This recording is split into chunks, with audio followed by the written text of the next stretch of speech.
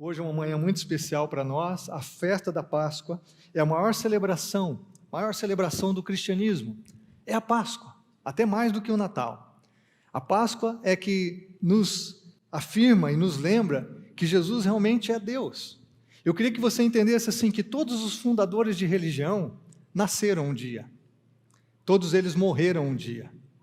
Nenhum deles ressuscitou. Muitas religiões comemoram o nascimento dos seus fundadores. Nós não estamos aqui para comemorar apenas o nascimento do nosso fundador, do nosso líder, do nosso Senhor e Salvador. Nós estamos aqui para comemorar que Ele morreu e Ele ressuscitou e vive eternamente. É único, irmão.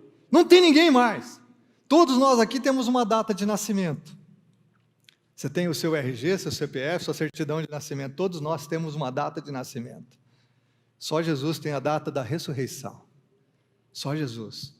Isso faz com que a gente entenda que Jesus está num outro nível, que Ele é diferente de nós, que Ele é acima de nós, exatamente porque Jesus é Deus. E é por isso que o que Ele fez na cruz do Calvário vale para todo mundo. É por isso que o autor da carta aos Hebreus diz que o sacrifício de Jesus foi uma vez por todas e uma vez por todas as pessoas. Por todos e por todas. Nós não precisamos de nenhum sacrifício mais, porque o sacrifício de Jesus é pleno, é suficiente, é perfeito. É por isso que na cruz, no Evangelho de João, capítulo 19, verso 30, ele declarou: está consumado, está pago a nota promissória que estava nas mãos do diabo, está pago o teu pecado, eu já consumei a obra, já foi realizada. Então nós estamos aqui, irmãos, não é para agradar a Deus com o propósito de sermos salvos, nós estamos aqui para agradecer a Deus, porque já fomos salvos pelo sacrifício perfeito e suficiente de Jesus na cruz do Calvário, e porque a sua ressurreição atesta que tudo que Ele fez é realmente real, que tudo que Ele disse, como eu afirmei aqui, se cumpre e vai se cumprir, que tudo que Ele prometeu que Ele era, Ele realmente é. Só um louco sairia aí pelas ruas dizendo assim: gente, eu vou morrer e ao terceiro dia eu vou ressuscitar. Ou um louco, ou um cara muito mentiroso. Mas Jesus não é nem louco nem mentiroso. Ele é Deus. Ele é Deus, aleluia. Ele conhece o passado, o presente e o futuro. Ele sabia muito bem qual a missão dele neste mundo. Todos nós estamos aqui, irmãos, para reconhecer isso. Reconhecer que podemos confiar em Jesus. E que podemos confiar nele o resto das nossas vidas. Porque Jesus é único. Buda nasceu, foi sepultado. Maomé, Allan Kardec, todos os grandes líderes das nações, todas as pessoas que passaram pela história da humanidade, e o mesmo vai acontecer comigo e com você se Jesus não voltar antes. Mas Jesus não. Jesus está vivo porque Ele nasceu, morreu e ressuscitou, atestando a sua divindade, atestando que Ele não é simplesmente um grande fundador de uma religião, de uma das muitas que existem no mundo, que Ele não foi somente um grande líder, um grande profeta. Não, Jesus é Deus, e é por isso que Ele pode abençoar sua vida hoje, porque Ele está vivo hoje, é por isso que Ele pode tocar teu coração hoje, é por isso que Ele pode mudar as circunstâncias da sua vida hoje, é por isso que Ele pode trazer paz à tua alma hoje, porque Jesus está vivo, e é isso que nós estamos celebrando aqui nessa manhã. Que glorioso, Ele pode salvar todo aquele que nele crê. Ele pode restabelecer o nosso relacionamento com Deus, Ele pode nos reconciliar com o nosso Pai Celestial, Ele pode transformar o nosso coração, Ele pode sim perdoar os nossos pecados, nos dar vida e abundância, Ele pode nos dar a certeza da vida eterna, a segurança da salvação, sim, Ele pode. E tudo isso que eu estou falando para você, a gente pode usar um quadro que é muito pitoresco nas Escrituras Sagradas, especialmente nos Evangelhos. Toda essa experiência do que Jesus pode realizar na sua vida, escute isso, a gente pode descrever por um quadro, e o quadro é voltar a casa. O quadro de alguém que volta a casa, alguém que reencontra o Pai, porque o Evangelho é isso, é a boa notícia, de que nós podemos, através da nossa fé em Jesus, sermos reconciliados com Deus que nos criou à sua imagem e semelhança. É a volta para o Pai, é a volta para casa, de onde nós não deveríamos ter saído nunca. O ser humano escolheu se rebelar contra Deus, escolheu viver sua própria vontade, e essa é a miséria de cada um de nós. Nós escolhemos seguir o nosso próprio caminho, sermos deuses da nossa própria vida, mas através de Jesus, nós somos reconciliados com o Pai. É por isso que o quadro que temos de toda essa salvação que Deus nos oferece através do seu Filho, é o quadro de alguém que volta para casa. É o quadro de alguém que volta para um ambiente de segurança. É o quadro de alguém que volta para viver o seu propósito, para cumprir sua missão, para viver a vida mais poderosa que ele poderia viver nesse mundo, a vida de verdade. Não só sobreviver, mas viver. E a vida só se encontra em Jesus. Então eu quero que você mantenha esse quadro claro na sua mente. Voltando para casa, a volta para casa. E aí, pensando no significado da Páscoa, que é a ressurreição de Jesus, ainda, guarda esse quadro de voltar a casa, mas eu quero voltar ao tema da Páscoa. Quando a gente pensa na ressurreição de Jesus, talvez venha a pergunta, como isso aconteceu? Não sei se você já parou para pensar, como isso aconteceu? Como pode alguém está morto simplesmente ressuscitar, sair do túmulo? Como que isso pode? Toda a descrição no Evangelho. Estava falando com a minha esposa, eu acordei bem cedinho, o sol estava nascendo, e eu fiquei pensando nos sentimentos dos discípulos. Andaram com Jesus 3 anos, presença, um relacionamento profundo, o calor da amizade, viram os seus milagres, viram a sua bondade, viram o seu amor. E aí, eles colocaram toda a sua esperança em Jesus como o Messias prometido, como o Salvador. E aí Jesus morre, mas ele não só morre, ele se entrega para ser crucificado, uma morte cruel, ele sofreu a injustiça. Imagina todo tipo de sentimento que estava no coração desses discípulos, a tristeza, o senso de serem injustiçados, de que a maldade prevalece, de que o ódio vence, de que a corrupção realmente é a palavra final para a humanidade, a desesperança no coração desses apóstolos. Mas numa manhã de domingo Jesus ressuscita. E às vezes a pergunta vem assim, mas como isso aconteceu? Mas eu queria que, ao invés de nós perguntarmos como Deus fez isso, como Deus fez isso? Vamos deixar isso para os grandes teólogos, para eles ficarem pensando nisso. Mas eu queria que você pensasse na pergunta, por que Deus fez isso? Eu acho que ela é mais importante para mim e para você. Não como Deus fez. Porque aquele que criou o universo com a sua palavra, ressuscitar e vencer a morte, não é uma grande coisa. Ele criou todo o universo com a sua voz. Ele é o verbo vivo. Tudo foi criado por ele e para ele, conforme Colossenses capítulo 1. Agora, por que ele fez isso? Por que é que Jesus deixa de ser Deus, na sua glória, e escolhe viver como um de nós, num mundo cheio de corrupção, de miséria e de pecado? Por que Jesus escolhe deixar o seu trono como Rei e Senhor, para se fazer um de nós, para nascer como um bebê, para crescer como qualquer um de nós cresceu como uma criança, para viver num mundo de injustiça, de pecado e de miséria, para sofrer as dores como eu e você sofremos? Por que é que Deus fez isso? Por que que Ele se afligiu por nós? Por que que Ele chega a ponto de entregar a sua vida na cruz? Por quê? Essa é a grande questão. É a pergunta que povoava a minha mente, o meu coração, quando eu era criança. Eu assistia um filme da Paixão de Cristo, e eu não entendia por que é que Jesus havia morrido na cruz. E o pior é que eu fui perguntar para os meus pais, pai, por que que mataram Jesus? Ele era tão bonzinho. E meu pai também não sabia responder, e minha mãe também não sabia responder. E eu nunca entendi porque a gente, ia na missa e a gente repetia assim, Cordeiro de Deus que tira o pecado do mundo, tende piedade de nós, Cordeiro de Deus que tira o pecado do mundo, dai-nos a paz, mas nunca entendi por que que Jesus é o Cordeiro de Deus. Por que que Ele escolheu morrer como um cordeiro? Por quê? Por que que Jesus se entregou por mim e por você? Porque eu não mereço. Eu não sei se você merece, mas eu não mereço. Por que que Jesus se entregou por gente como eu e você? Por que que Jesus se entregou por gente como os soldados romanos que o crucificaram? Por que que Jesus se entregou por gente como os religiosos judaicos que o condenaram? Por que que Jesus se entregou por gente como as que eu e você conhecemos? Por quê? A Bíblia é clara em afirmar, Jesus mesmo afirmou que a missão dele é a seguinte, lá em Lucas 19, ele diz assim, pois o Filho do Homem veio buscar e salvar o que estava perdido. A minha missão foi buscar e salvar o que estava perdido. Observe essas palavras, essa foi a agenda de Jesus, ele deixou o trono na glória, porque ele tinha que buscar e salvar o que se encontrava perdido. E obviamente Jesus está se referindo a pessoas, a mim e a você. Agora você pode pensar, mas por que eu estava perdido?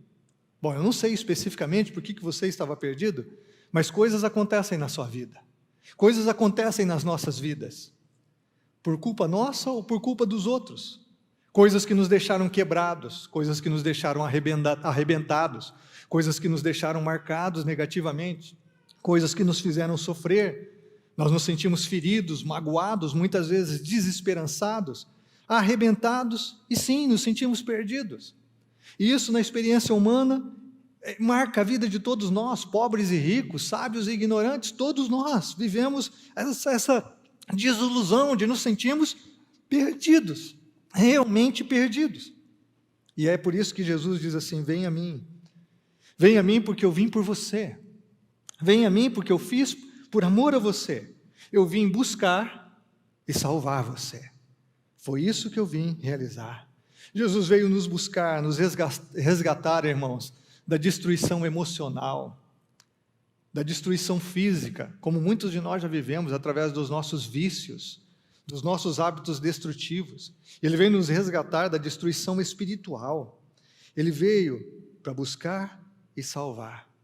E Jesus, quando ele encontrou um cara religioso chamado Nicodemos, conforme registra o Evangelho de João, capítulo 3, um cara muito religioso, que procurava guardar a lei de Deus em todos os seus aspectos, com toda dedicação e zelo. Mas Jesus olha para esse homem, e Jesus diz assim: olha, se você não nascer de novo, você não pode ver o reino de Deus, você não pode entrar no reino de Deus. Você precisa ser achado, porque mesmo na religião, as pessoas estão perdidas. E é muito interessante quando a gente olha para as Escrituras esse quadro. Gente que está perdida longe da religião e gente que está perdida dentro da religião. E Jesus olha para esse cara e diz no verso 16, um texto que todos nós conhecemos ou já ouvimos alguma vez na nossa vida. É o texto de João 3,16. Você pode ler comigo? Que diz o quê? Porque Deus tanto amou o mundo que deu o seu Filho unigênito, para que todo que nele crê não pereça, mas tenha a vida eterna. Essa é a essência do Evangelho. Deus amou. Quando a gente pensa na ressurreição, não é tanto como Deus fez isso, mas por que Ele fez. E por que Ele fez? Ele fez por amor. Ele fez porque Ele é amor em essência. Ele fez porque Ele ama. Você se lembra do que eu disse agora há pouco? Não há nada que você possa fazer para que Deus te ame menos, ou não há nada que você possa fazer para que Deus te ame mais. O amor dele é constante, o amor dele é o mesmo. Porque Ele é assim, Ele é o mesmo ontem, hoje e sempre. O amor dele é eterno. O que Jesus fez, Ele fez por amor. O apóstolo Paulo, ele diz o seguinte, em Romanos capítulo 5, ele diz: de fato, no devido tempo, quando ainda éramos fracos, Cristo morreu pelos ímpios. Cristo não morreu pelos santos, morreu pelos ímpios. E Paulo diz assim: dificilmente haverá alguém que morra por um justo, mesmo por um justo. Quem quer morrer? Você quer morrer por alguém? Você quer morrer no lugar de alguém hoje? Mesmo por alguém que é bom, nós não queremos. Pelo homem bom, Paulo diz, talvez alguém tenha coragem de morrer. Mas Deus demonstra seu amor por nós no fato de que Cristo morreu em nosso favor quando ainda éramos pecadores. Jesus não esperou eu melhorar, eu deixar de fumar, de beber, de me prostituir ou qualquer outra coisa, de fazer negócios corruptos, desonestos. Não!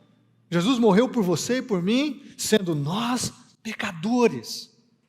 Jesus não diz assim: embeleza um pouquinho a sua vida que eu vou morrer por você. Melhora o que você está fazendo, que se você melhorar pelo menos um pouquinho, tirar nota 6, eu vou morrer por você. Eu falei da nota 6 porque na época que eu estudava a nota era 6, tá, irmãos? E eu pensava assim: como que eu tiro um 6? A lei do mínimo esforço, muitas vezes. Como que eu tiro 6 para passar? Não tem muita gente que pensa assim? Como que eu tiro 6 para entrar no céu? Não precisa ser um 7, 8 ou 9, mas um 6, pelo menos para entrar. É? Jesus diz assim: eu amei você do jeito que você é. Eu amei você onde você estava. Eu amo você onde você está hoje. Você está escutando isso? Eu amo você onde você está hoje. Agora, quando a gente olha na Bíblia, especialmente nos Evangelhos, nós vemos exatamente 2 grupos. Na época de Jesus haviam 2 grupos muito distintos, como tem hoje, porque ser humano é ser humano em todas as gerações, em todo o tempo na história. Então, no tempo de Jesus havia o primeiro grupo, que são aqueles que dizem não a Deus. Aqueles que viram as costas para Deus e decidem viver a sua própria vida, fazer as coisas do seu jeito, serem senhores do seu próprio destino. Aquele tipo de gente que mesmo que sabe que Deus existe, não está muito considerando o que Ele é, o que Ele faz, não tem interesse por Jesus, não tem interesse por Deus. Alguns de nós vivemos assim, vivemos como se Deus não existisse, viramos as costas para Ele e agora vamos curtir a vida e vamos fazer o que a gente quer. Esse é o primeiro grupo, é o grupo daqueles que fecham o coração para Deus e abrem o coração para todo tipo de experiência, porque o que eles querem é curtir a vida. O lema é carpe diem, aproveite a vida, aproveite o dia. O lema é o seguinte: você é Deus da sua história, seja feliz, faça e aconteça. Então eu não preciso de Deus, eu não preciso dele, eu não o quero, eu não o desejo, eu quero viver minha própria vida longe dele. Então esse é o primeiro grupo. Eu vivi assim alguns anos da minha vida. Mesmo que eu tivesse consciência da existência de Deus, eu não queria andar com ele, porque eu queria andar no meu próprio caminho. Mesmo que eu tivesse um pouco de religiosidade, a minha vida era separada de Deus, divorciada dele. Esses são aqueles que acabam se arrebentando com as suas escolhas erradas, com as suas atitudes. Esses são aqueles que acham que nem Jesus pode dar jeito na bagunça das suas vidas. Esse grupo é aquele que entende assim: puxa, eu já baguncei tanto a minha vida, eu já estraguei tantas coisas que nem Jesus hoje pode fazer algo por mim. Eu já fui longe demais. O amor de Deus não pode me alcançar onde eu cheguei. O amor de Deus não pode mudar o meu coração, nem minha vida, nem minha história. O amor de Deus não pode apagar o meu passado. E quantas pessoas se sentem assim? Esse primeiro grupo. Sim, eu fui longe demais. Deus não tem nada para mim hoje. Agora, qual é o segundo grupo? O segundo grupo é o grupo dos religiosos. E o grupo mais popular na época de Jesus era chamado fariseu. O fariseu, ele cuidava de viver a lei em todos os seus detalhes, a lei do Velho Testamento, mas eles criaram centenas de outras leis para poderem viver a lei. Eram pessoas ultra-religiosas, zelosas, que queriam agradar a Deus através do seu esforço. Agora, o que acontece com gente assim religiosa? Gente religiosa começa a confiar nos seus próprios méritos. Gente religiosa começa a confiar na sua religiosidade, nos seus esforços. Gente religiosa começa a desenvolver um senso de autojustiça. Gente religiosa começa a julgar aqueles que não vivem do mesmo jeito que eles. E é isso que acontece com gente religiosa. E é por isso que tem gente perdida fora da religião e gente perdida dentro da religião, que não conhece o amor de Deus. Nós vemos aqui esse primeiro grupo e nós vemos esse segundo grupo de forma muito clara nos evangelhos. Para o primeiro grupo, se você acha que você foi longe demais e que Deus não pode mudar a sua vida, não pode mudar os seus pecados, eu vou lembrar só de um quadro, um só. Marcos capítulo 5. Jesus atravessa com os discípulos o Mar da Galileia e chega lá na região de Gadara. E lá na região de Gadara tem um cara que vive nos túmulos, que se machuca, que se corta com pedras, que grita, que nenhuma pessoa tinha coragem de encontrá-lo, porque ele era ultra violento. E por que ele era assim? Porque ele havia sido abandonado pela família, pelos amigos? Muito mais do que isso, apesar de que ele foi abandonado por todas as pessoas. Mas é porque ele estava cheio de demônios. Agora esse cara, Jesus atravessa o Mar da Galileia, vai encontrá-lo. E quando os discípulos e aquela população daquela região chegam, esse cara está sentado diante de Jesus, em perfeito juízo. Esse cara está completamente transformado, por causa de um encontro com Jesus. Agora, se Jesus pôde mudar a vida de um cara que morava num cemitério, que se cortava, que era violento, que as pessoas fugiam dele, que estava abandonado por todas as pessoas, se Jesus pôde mudar a vida desse cara, será que Jesus não pode mudar a sua vida? Será que Jesus não pode mudar a gente? E para os religiosos? Sim, gente religiosa é mais difícil, porque eles têm o senso de autojustiça. Deus quebra o orgulho do humano, sim, ele quebra. Jesus, ele transforma até coração de religiosos, mas eu quero alertar você que está aqui nessa manhã, que o coração dos religiosos é mais duro, é mais difícil, porque o religioso, ele começa a se comparar, e ele começa a sentir assim, não, eu não sou tão mal, porque eu não sou igual fulano, eu não sou igual o outro, eu não sou igual a esse. E ele tem então dentro de si um senso de autojustiça. E eu sempre falo aqui da lógica da religião. A lógica da religião é que o homem se esforça para viver algo ou fazer algo para agradar a Deus, para ter suas bênçãos e conquistar sua salvação. E a lógica do cristianismo é completamente diferente, como você vai ver no texto bíblico que eu vou ler aqui com você. Como tem esses dois grupos, nós vamos ver exatamente esses dois grupos em 3 histórias que Jesus conta no Evangelho de Lucas, capítulo 15. Eu queria que você me acompanhasse. São 3 histórias que mostram esses dois grupos, os perdidos dentro da religião e os perdidos fora. E Jesus veio buscar e salvar o perdido. E é por isso que ele então se concentra naqueles que se reconhecem perdidos. Porque quem não se reconhece perdido, jamais vai ser achado. Olha o que diz o texto de Lucas capítulo 15. diz que todos os publicanos e pecadores estavam se reunindo para ouvi-lo, ouvir Jesus. Mas os fariseus, os religiosos, os mestres da lei o criticavam. Esse homem recebe pecadores e come com eles. Observa os dois grupos.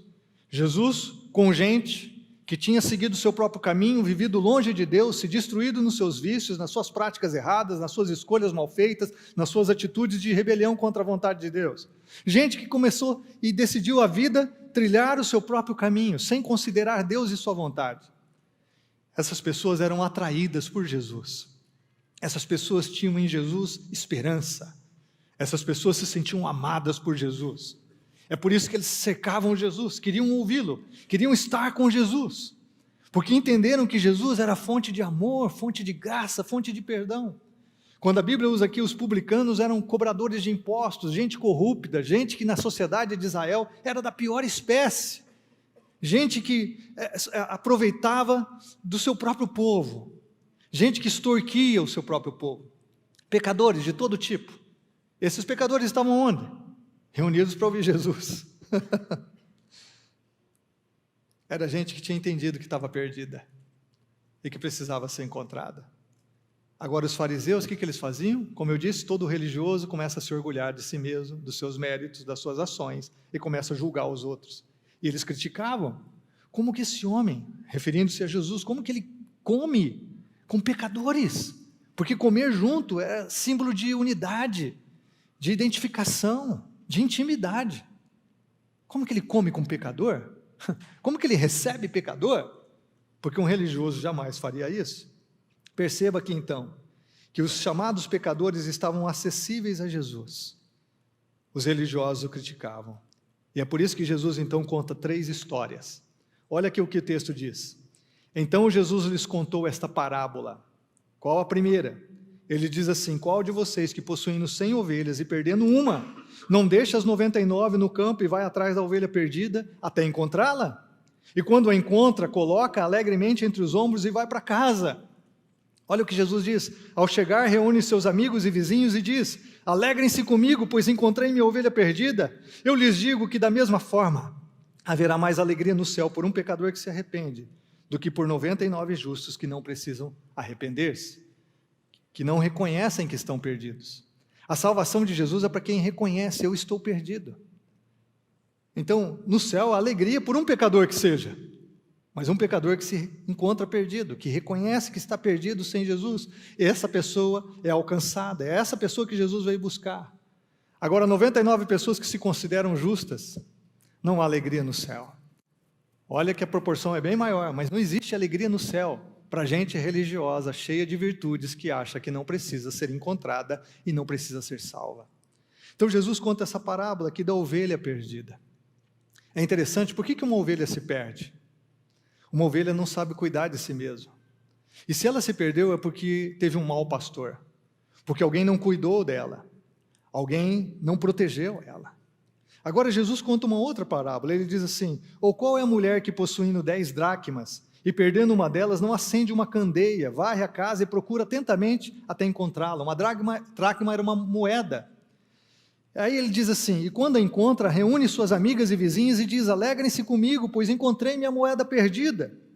Eu lhes digo que da mesma forma, a alegria na presença dos anjos de Deus por um pecador que se arrepende. Jesus conta essa parábola. E aí nós pensamos aqui na moeda e na ovelha, ou em qualquer outra coisa, quando elas são perdidas, sempre há uma razão para que elas tenham sido perdidas. Escute aqui com atenção: todo mundo tem a sua história. Todos nós temos a história porque nós andamos perdidos, ou porque estamos perdidos hoje. Todos nós temos razões para isso. Todos nós temos alguma razão. Como eu disse, uma ovelha não se perde à toa. Ela se perde porque ela estava sozinha, por si mesma. E uma ovelha é indefesa, uma ovelha não consegue se sustentar e sobreviver, assim como nós somos. Assim como nós somos. E a ovelha vai se manter perdida ou vai morrer na perdição, a menos que o pastor vai encontrá-la e trazer para casa. E é o que Jesus está ilustrando aqui. É o que Jesus tem procurado fazer por cada um de nós, se essa é a nossa situação. Jesus está hoje aqui, irmãos, para buscar e salvar o perdido. Jesus está aqui para abraçar a ovelha que se encontra perdida. Agora, e a moeda? A moeda não se perde sozinha, por si mesma.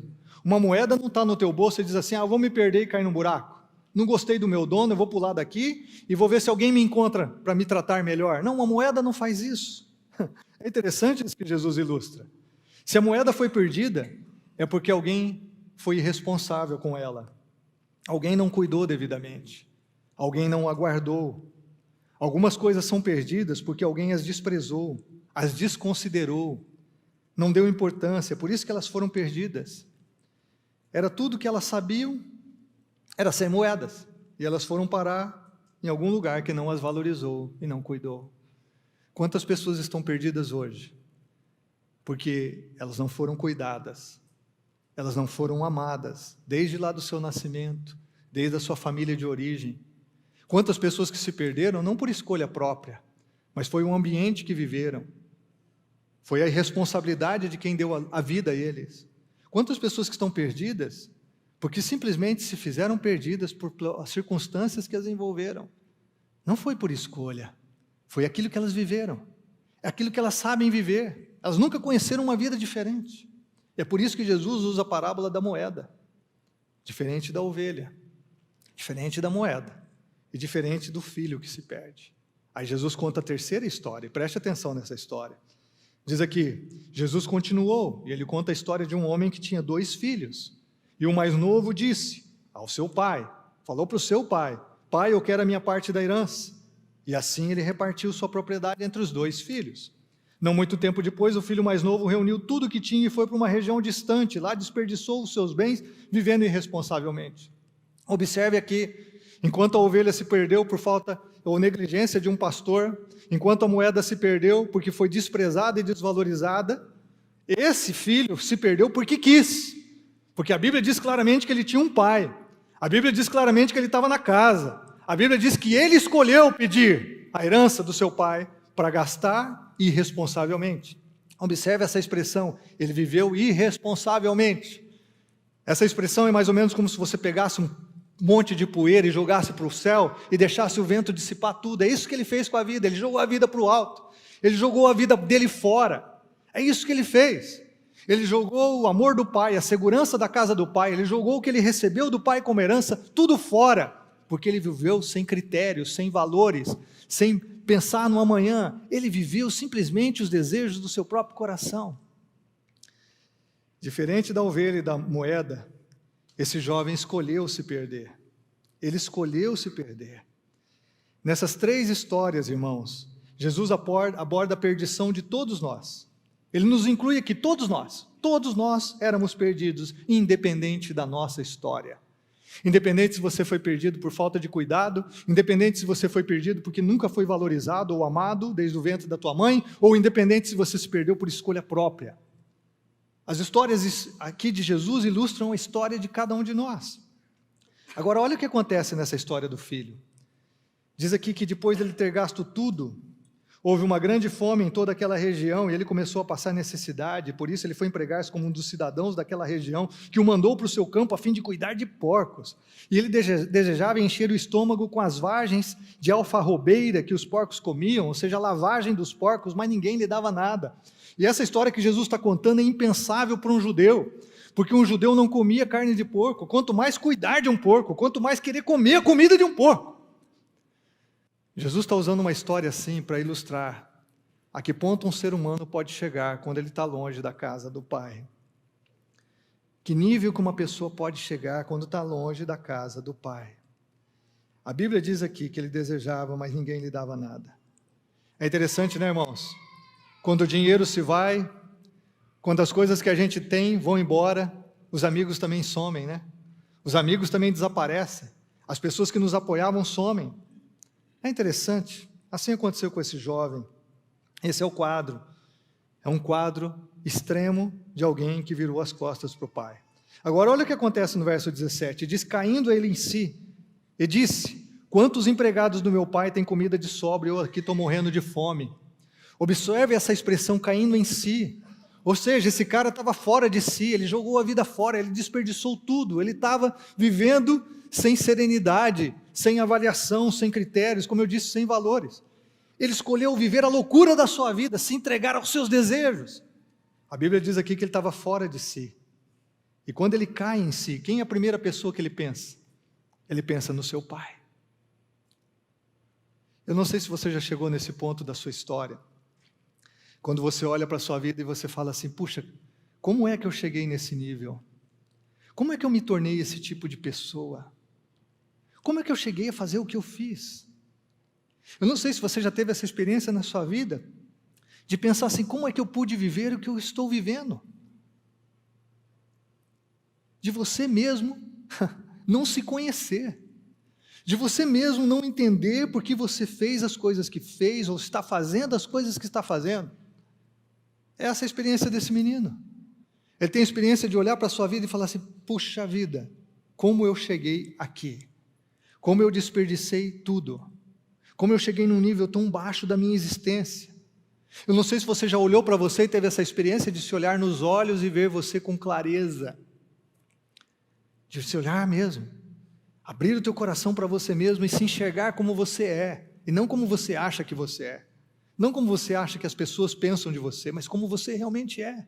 Essa foi a experiência desse cara, ele caiu em si, é aquele momento momentum, aquele momento que você tem sobriedade, que você passa a ver a realidade da sua própria vida, e que você entende como eu cheguei aqui, como eu cheguei aqui. Quando você tem essa experiência, a primeira pessoa que você vai pensar é no Pai. Todos nós já vivemos uma ocasião assim, quando a gente acorda da nossa embriaguez, seja da nossa embriaguez de tomar uma cajibrina mesmo, ou seja da embriaguez do nosso orgulho religioso, da embriaguez com o nosso sucesso, da embriaguez com o prazer, seja qual for, né? É quando a gente reconhece que a gente está perdido, quando a gente reconhece que alguma coisa precisa mudar na nossa vida. Você já chegou nesse ponto da sua história, quando você reconhece que alguma coisa precisa mudar na sua vida? E até os religiosos têm essa experiência de cair em si. É quando o cara vê assim, puxa, como eu pude ser tão religioso e me tornar tão orgulhoso de mim mesmo?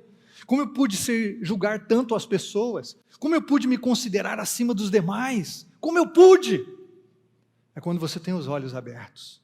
Quando você tem os olhos abertos. Agora olha o que ele diz assim, eu me porei a caminho, e voltarei para o meu pai e lhe direi, pai, eu pequei contra o céu e contra ti, não sou mais digno de ser chamado teu filho, trata-me como um dos teus empregados. Trata-me. Ele teve um plano no coração. Espera aí, eu vou voltar para a casa do pai, eu sei aonde eu devo ir, eu sei quem me ama, eu sei quem tem o melhor para mim. E ele decide voltar para a casa do pai. E a Bíblia diz aqui que a seguir ele levantou-se e foi para o seu pai, e estando ainda longe, seu pai o viu e cheio de compaixão correu para o seu filho, e o abraçou e o beijou. Preste atenção nesse texto, a Bíblia diz que ele se coloca na direção do pai, e a Bíblia diz que o pai o vê-lo de longe, ou seja, isso significa que o pai estava esperando por ele, o pai estava esperando ele voltar. Talvez todos os dias o pai ia para um portão, para uma varanda, debaixo de uma árvore, e esperava ver no caminho o seu filho voltando para ele, todos os dias. E a Bíblia aqui é absurda no amor desse pai, porque na cultura judaica jamais um pai ia correr na direção do filho, sendo que o pai é que foi ofendido, sendo que o pai é a pessoa mais velha, jamais um pai iria correr para o filho, mas o pai dessa história corre na direção do filho, e o pai dessa história chega para o filho e diz assim, por que você fez isso comigo? Por que você me fez sofrer desse jeito? Foi isso que o pai fez, irmãos? Olha lá o que o pai fez. O pai quis entender por que o filho desperdiçou a vida daquele jeito. O pai deu um discurso, fez uma pregação para ele, citou textos bíblicos. Não! O que o pai fez? O pai correu, olha lá, cheio de compaixão. A palavra no grego compaixão é um amor que chega a doer e que leva a gente a fazer algo por quem a gente ama. Jesus sentia essa compaixão muitas vezes nos evangelhos. Ele diz, o pai sentiu compaixão, um amor que te leva a agir pela pessoa amada, e ele correu para o filho, o abraçou e o beijou. Não, sem perguntas, sem reprimendas, simplesmente o abraçou e o beijou. Impensável um pai fazer isso dentro da cultura judaica. Impensável. Agora olha o que acontece aqui. O filho, como tinha planejado, disse ao pai, pai, eu pequei contra o céu e contra ti, eu não sou mais digno de ser chamado teu filho. Me faz empregado de novo. Deixa ser um servo aqui dentro dessa casa. Mas o pai disse aos seus servos: depressa, tragam a melhor roupa e vistam nele, coloquem um anel no seu dedo e calçado em seus pés, tragam um novilho gordo e matem-no. Vamos fazer uma festa e comemorar. Por quê, irmãos? Por quê? Porque este meu filho estava morto e voltou à vida, estava perdido e foi achado. E essa é a missão de Jesus: buscar e salvar o que estava perdido. E é isso que essa história revela. Não importa se nós somos ovelhas, moedas ou pessoas que escolheram viver por conta própria. Jesus veio buscar e salvar o que está perdido. O pai diz: esse meu filho estava morto, mas ele reviveu. E hoje é domingo de Páscoa. Hoje nós estamos aqui celebrando a vida. Hoje nós estamos aqui celebrando Jesus, nosso Senhor e Salvador, o Deus vivo. E Ele é capaz de trazer vida onde não existe mais. Se algumas coisas já morreram no seu coração, se algumas coisas já morreram dentro de você, ou se você está morto nos seus delitos e pecados, como diz Efésios capítulo 2, verso 1. Se nós estamos mortos, porque estamos longe da fonte da vida que é Jesus. Jesus quer gerar vida no teu coração nessa manhã. Jesus quer transformar esse quadro de morte em quadro de vida. Como Ele diz, Ele quer tornar o pranto em alegria. Jesus quer transportar do reino das trevas para o reino da luz, e só Jesus pode fazer isso. Você vê como toda a Escritura Sagrada, toda a Bíblia se encaixa, porque é uma mensagem só, do princípio ao fim.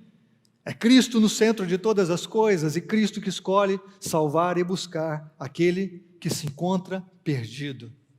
Foi isso que Jesus fez. O Pai aqui representa exatamente Deus nessa história, toda essa história para mostrar como o Pai nos ama, e porque Jesus fez o que fez para se tornar o nosso Salvador, o nosso Senhor.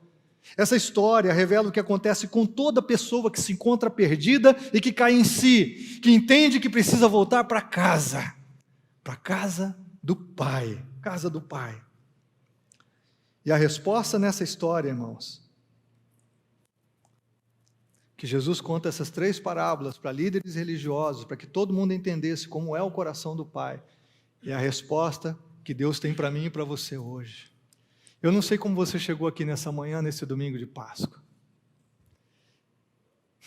Realmente eu não sei. Mas eu sei que Deus sabe. Que Deus conhece o seu coração. E eu quero dizer uma coisa para você. Essa mensagem é para você. E se você não reconhece a necessidade dessa mensagem, você já não está ouvindo nada. E nem vai ouvir o que vai acontecer daqui para frente. Mas se você reconhece essa mensagem, é para mim. De alguma forma ela é para mim.